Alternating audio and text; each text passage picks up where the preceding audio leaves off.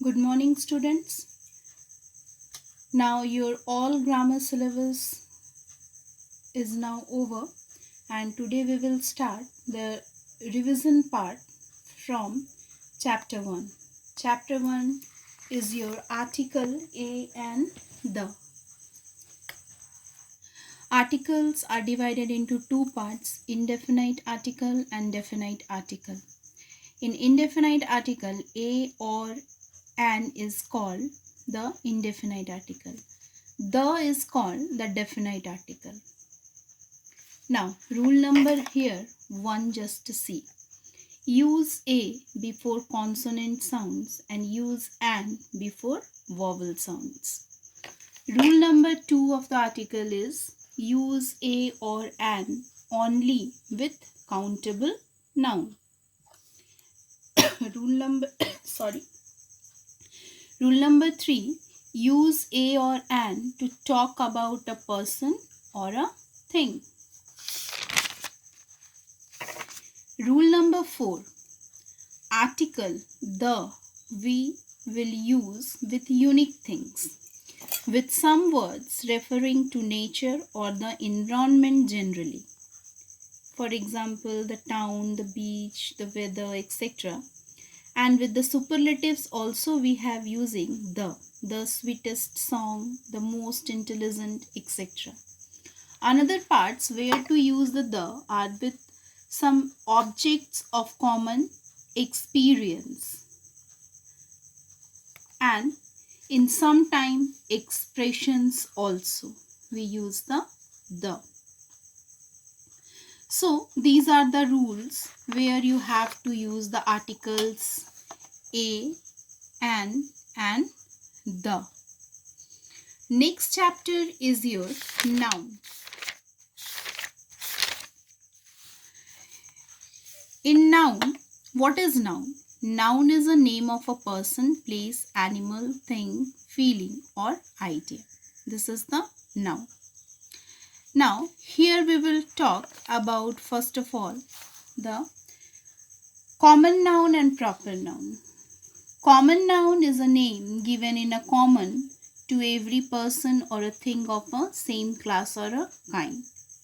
A proper noun is the name of some particular person or a place. Here are some examples of common noun and some examples of proper noun.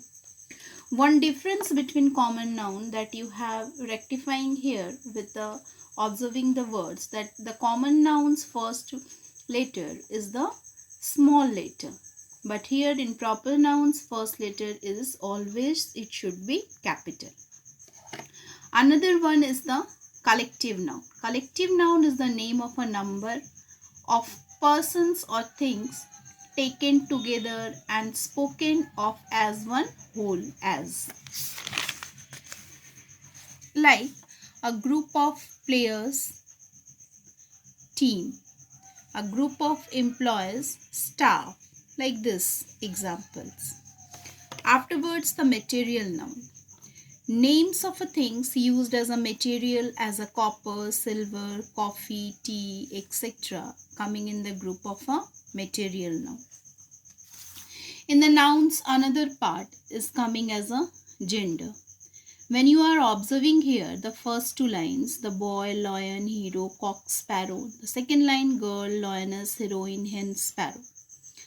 A noun that denotes a male animal is said to be of the masculine.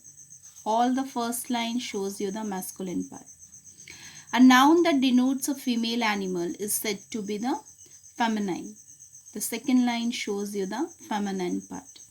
A noun that denotes either a male or a female is said to be of the common gender, like parent, child, servant, cousin, orphan, baby. From these words we can't recognize these nouns are either the female or a male. So this type of a noun is the coming in the group of a common gender. A noun that denotes a thing that is neither male nor female, that is said to be a neuter gender. These are the things you have to remember in the noun chapter. And today we will discuss your letter writing of the formal letter. Today I am explaining your formal letter here. Now see, when you are writing a formal letter, your first part will be start with the address, and this address should be with a 3 lines. Address should be with a 3 lines, not more than that. And no need to write here any pin code and another things. After writing the 3 lines address, you have to give 1 line gap and then write the date. When you are writing a date, it should be in a one-way writing. No need to write any comma anywhere. Afterwards, you again give 1 line gap and then you have to give the heading here. What? That is the here we are write a letter to the DC of Ramgarh complaining against Flitty Road of Katha. So here we are writing the District Commissioner Ramgarh. Only this much. Afterwards again 1 line gap and here you have to write Dear Sir. No need to write respected. What you have to write? Dear Sir. If sir, then sir. Otherwise if ma'am, then madam. Dear sir or madam, no need to write respected. Keep it in your mind. After writing dear sir, give a comma here. Then give 1 line gap and start your writing. After writing the first 2 introductions line that I would like to bring to your notice certain concern. Then you have to again give 1 line gap here. And then come to the body part. I am greatly upset with this we have started, and after completing this 2 para, 1 para after when you are ending with the second paragraph, you have to change it, and then again you have give 1 line gap after writing the body part. Then you have to write thanking you. It is very compulsory to write thanking you. After writing thanking you, you have to give a comma here.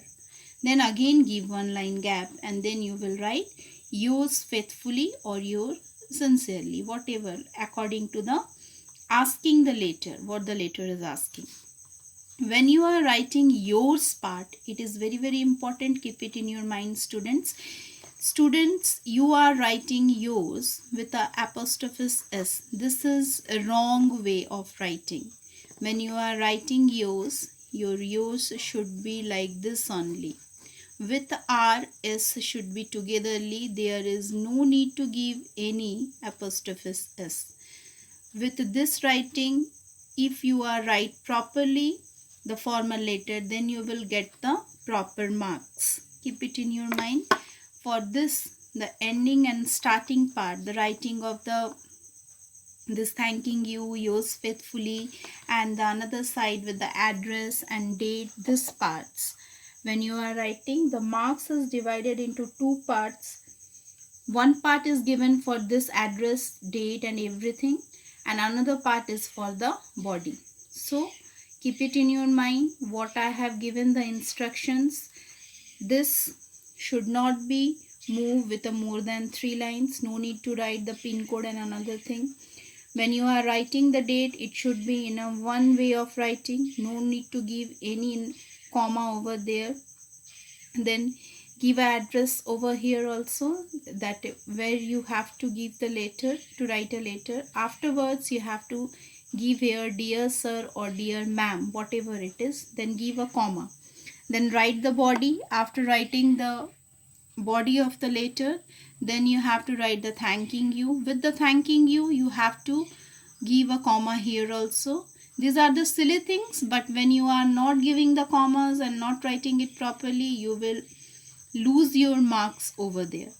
And then yours faithfully. Again I am repeating, when you are writing yours, no need to give any apostrophes over there. Your yours should be like this. This is the correct way of writing. This is the wrong way of writing. So today I have discussed here formal letter. Tomorrow I will discuss with your informal letter. So till then, goodbye. Thank you.